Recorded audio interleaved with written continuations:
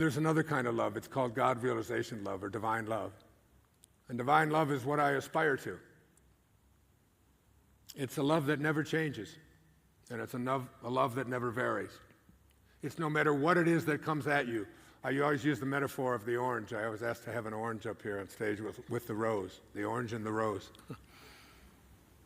You know, and I was giving a talk in Toronto several years ago, and there's a little boy in the front row. And I said, if I take this orange and I squeeze it as hard as I can squeeze it, what's going to come out? And he said, juice. I said, you mean like apple juice or, grape juice or apricot juice? He said, no. He said, orange juice. I said, right. I said, why? Why does orange juice come out of this thing when you squeeze it? He said, because it's an orange. Of course. I said, yeah, but it's more than that. It's just an orange. It's because that's what's inside. When you squeeze an orange, it doesn't matter who squeezes it, doesn't matter what time of day you squeeze it, doesn't matter what instrument you use, it doesn't matter what the conditions are. When you squeeze an orange, you get out of it what's inside. Now, if we extend that metaphor to ourselves,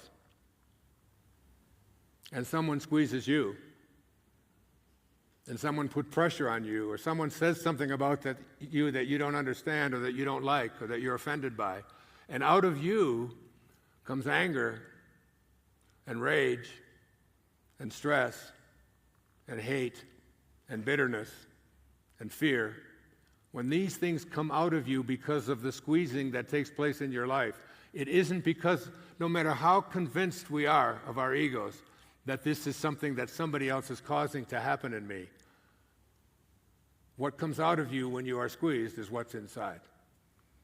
And when you live from a place of God realization, of higher consciousness, infinite consciousness, when you're aligned with that infinite consciousness, and someone squeezes you, and out of you comes love, and that's the only thing that ever comes out of you, it's because that's what's inside.